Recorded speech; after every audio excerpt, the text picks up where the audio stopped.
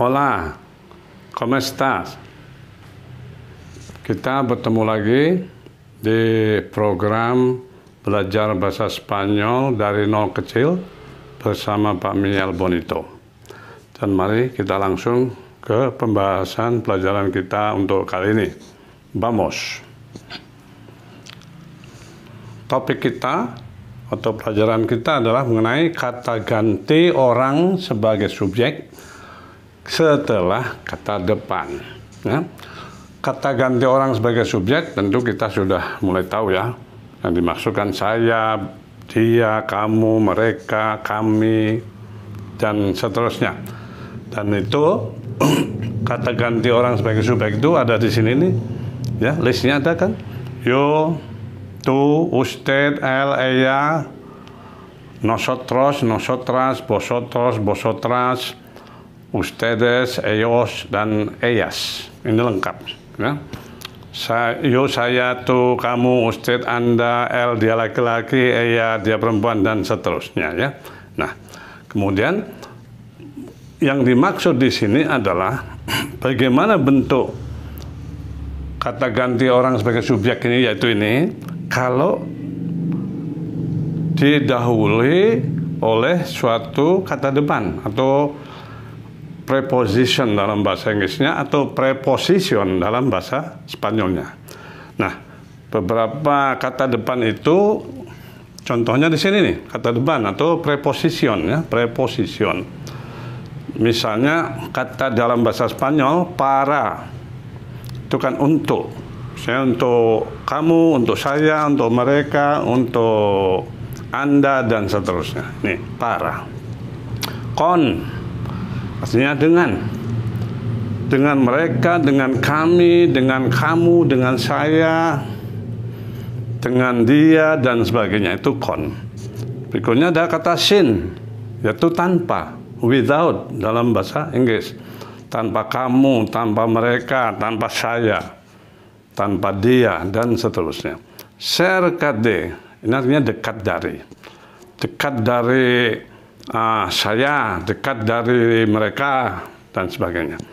Lejos de artinya jauh dari. Jadi lawan dari dekat dari yaitu jauh dari, yaitu lejos de. Kemudian kata a ini artinya kepada, ya, kepada, tu, ke, dan sebagainya ya. D itu dari, dari dia, dari mereka, dari kami, dan sebagainya ya. Nah, inilah kata depan, beberapa kata depan, mungkin ada yang lain. Sekali lagi maksudnya di sini bagaimana bentuk ini subjek ini kalau kedahuluan oleh salah satu dari kata depan atau preposition yang antara lain ini ada di sini ya. Ternyata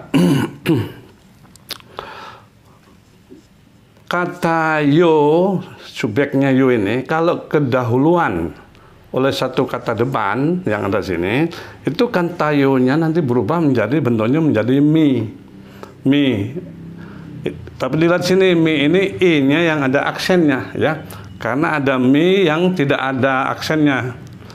Kalau mi yang tidak ada aksen itu mengenai kepemilikan, mai gitu, kepunyaan saya. Misalnya mi libro, nah mi-nya dalam kata mi libro atau buku saya, mi i-nya itu tidak ada aksennya. Di sini mi ini adalah bentuk dari kata yo kalau keduluan dari oleh satu kata depan yang antara lain ini ya.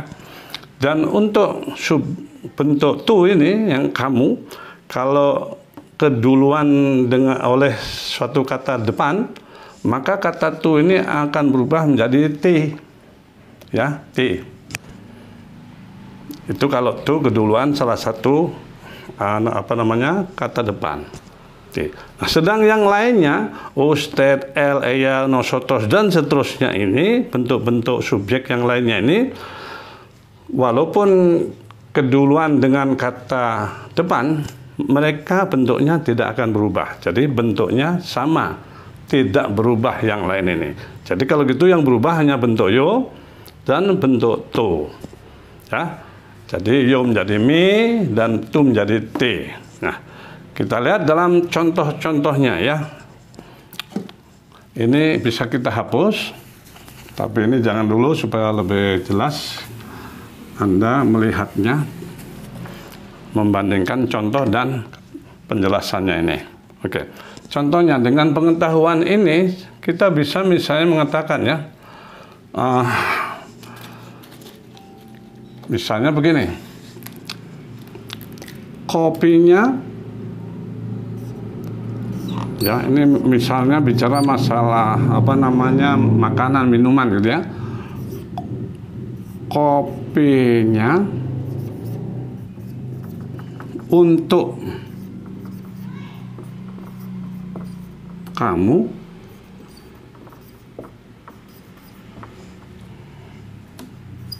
dan tehnya, misalnya itu ada kopi dan ada tehnya. Tehnya saya lanjutkan di bawahnya. Untuk saya. Nah, misalnya ada kalimat ini, kopinya untuk kamu ya, dan tehnya untuk saya. Itu kan memerlukan pengetahuan ini.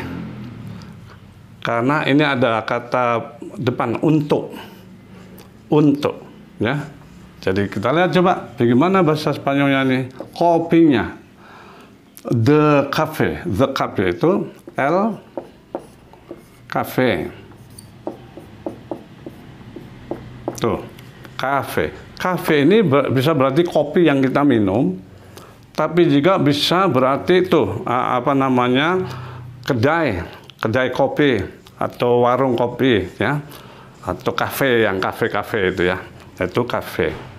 Di sini maksudnya kopi yang diminum kan, untuk saya, untuk kamu. Kopinya untuk kamu. Jadi el cafe, the coffee is for you. Is-nya kan S ya, karena S, ingat kata kerja bantu share itu soy RSS sama soy son. Jadi karena tunggal ini pakai S. Ya.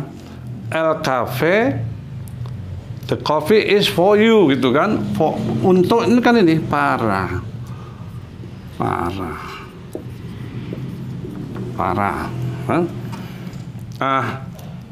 Untuk kamu bagaimana? Kamu sebagai subjek kan tuh ya. Tapi kalau keduluan suatu kata depan untuk para, bukan para tuh, tapi ya ini tadi para T. Nah itu gunanya kita mempelajari ini. El café es para ti, ya kamu gitu ya. Ini TI biasa. Tidak ada aksennya, cuman ternyata el cafe es para ti. Dan itu apa? I.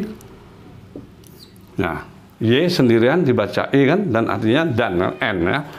Dan tehnya, nah, and the T, L, T. Nah, teh itu dalam bahasa Spanyolnya T. T di dalam bahasa Inggris, teh di dalam bahasa kita. Ini T ya, T. I, L, T dan N, the T dan tehnya untuk saya. The T is for me. Is-nya adalah S tadi. Seperti ini kan, ya. Ini ingat asalnya dari kata kerja bantu share yang dalam bahasa Inggris be. Share itu kan soy RSS. Nah, ambil S karena ini tunggal. Jadi ILT dan T-nya, tehnya atau and the T is for me. For me gimana? For kan tadi itu para. Untuk para ya. Nah, para kan ini untuk saya. Apakah untuk saya itu para you? Kan ini sudah dijelaskan bahwa kalau dia keduluan suatu preposition, maka dia berubah menjadi me. Jadi bukan para you, tapi para me. Ya, para me. Me ini, lihat ini I-nya ada aksennya gitu.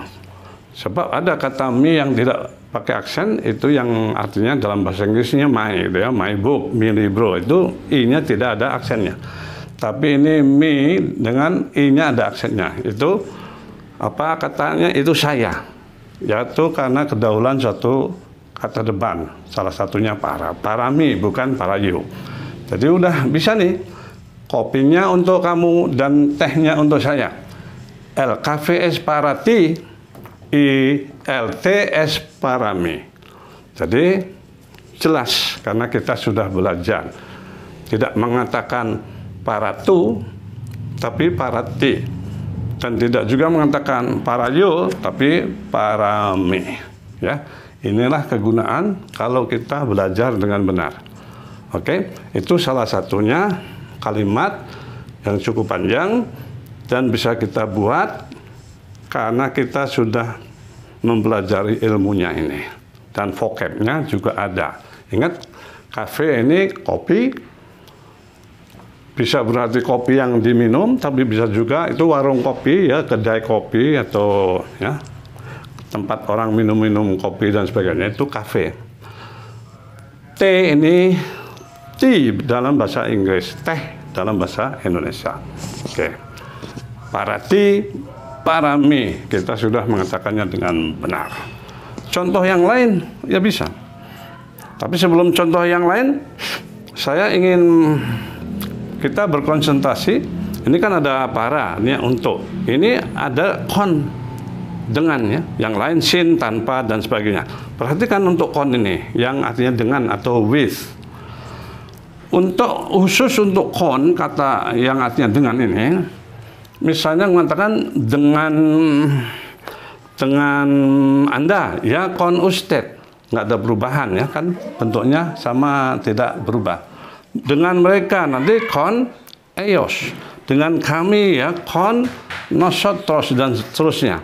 Tapi dia akan ada perubahan kalau ketika dengan saya dan dengan kamu, gitu ya. Coba kita lihat, dan ini belum cukup ternyata, karena khusus untuk kata depan kon, ketika kita mengatakan dengan saya, itu bukan kon, hanya konmi, tapi nanti masih ada sambungannya, yaitu konmigo. Jadi ini khusus, ya, khusus untuk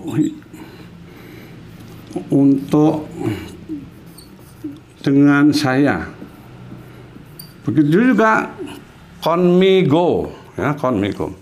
Begitu juga kalau dengan kamu gitu, dengan kamu, bukan kontu, bukan konti, tapi kontigo. Jadi masih ada sedikit sambungannya, kontigo.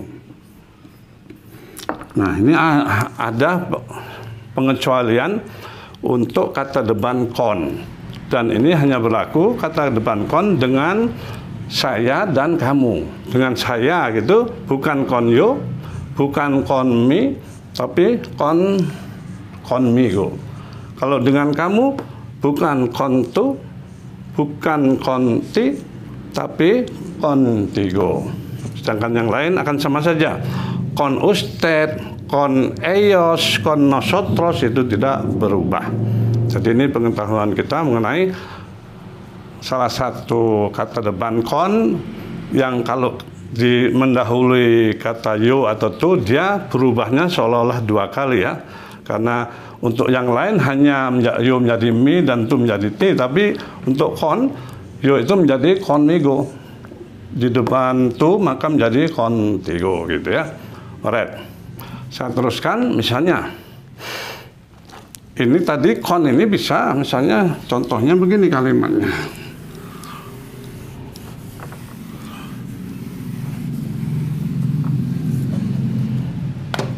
Contohnya, ya, ini bahasa Indonesia gini. Malam ini, ya, malam ini. Kalimatnya seperti panjang, seperti sulit, tapi mudah sebetulnya. Malam ini saya ingin, misalnya gitu, ya, makan malam. Karena malam jadi makan malam. Kalau siang makan siang. Makan malam.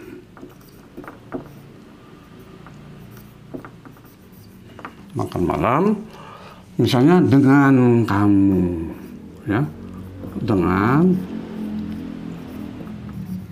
kamu. Tuh, malam ini saya ingin makan malam dengan kamu. Sulit? Enggak. Kalau kita tahu kata-katanya. Dan dengan kamu kita sudah tahu ilmunya, yaitu dengan kan konnya tadi itu bukan kontu tapi bukan konti tapi kontego. Itu apa prakteknya di sini. Malam ini bagaimana mengatakan tonight? Mungkin bisa dipakai vocabulary ya sebagai kosakata. Tonight itu bahasa Spanyolnya esta noche. Noche. Noche itu kan night ya. Esta this night gitu ya. Jadi esta noche. Saya ingin bisa tahu kata ingin kan bisa desear, bisa querer. Bisa yo deseo, bisa yo quiero. Kita pakai quiero misalnya esta noche, quiero misalnya, quiero. Makan malam, nah ini vocab. Makan malam itu apa? Makan siang aja itu apa? Nah untuk sekarang makan malam bahasa Spanyolnya adalah cenar. Cenar, ya. To have dinner bahasa Inggrisnya to have dinner. Cenar atau to dine, ya, itu cenar. Dan kita tahu bahwa setelah kata yo quiero dan yang lain-lain yang sama dengan quiero, tu quieres, nosotros queremos dan sebagainya, yo quiero. Setelah kata ini, kalau ada kata kerja berikutnya, kata kerja tersebut kita pakai dalam bentuk infinitifnya, bentuk aslinya. Karena itu kata cenar yang artinya to have dinner atau to dine atau makan malam tidak perlu dikonjugasikan, justru harus datang dalam bentuk infinitifnya, ya, cenar. Jadi esta noche, tonight, yo quiero, saya ingin atau saya mau cenar makan malam. Bagaimana mengatakan dengan kamu tadi itu? Dengan kamu itu contigo. Dan ini disambung semuanya, contigo, dengan kamu, with you. Jadi esta noche yo quiero cenar contigo. Malam ini saya ingin makan malam dengan kamu. Tonight I want to have dinner with you. Itu bahasa Inggris. Nah, bisa ya kalimat seperti itu sudah bisa kita apakan buat di dalam bahasa Spanyol. Ya. Nah, contohnya ini. Satu lagi contoh ya, kata depan sin ini, sin. Sin ini kan tanpa, without. Pak Mi jadi ingat suatu lagu dari Ricky Martin kalau nggak salah, yang dia mengatakan tanpa kamu itu ya. Kalau nggak salah kalimat lengkapnya dalam lagu itu, saya tidak mau hidup tanpa kamu. Atau saya tidak bisa hidup tanpa kamu. Sekarang gimana kalau saya tidak mau hidup tanpa kamu? I don't want to live without you. Itu ternyata sudah bisa kita buat. Saya tidak mau. Tidak mau. Kalau saya mau, tadi yo quiero. Kalau saya tidak mau, ya yo no quiero gitu aja. Saya tidak mau hidup. Wah, ini lagu sentimental juga ya, hidup tanpa kamu. Ini bahasa lagu nih, tanpa kamu. Saya tidak mau hidup tanpa kamu. I don't want to live without you. Ini satu kalimat dalam lagunya Ricky Martin. Bagaimana? Apakah kita bisa mengatakan dalam bahasa Spanyol? Ternyata mudah kok ya. Saya kan yo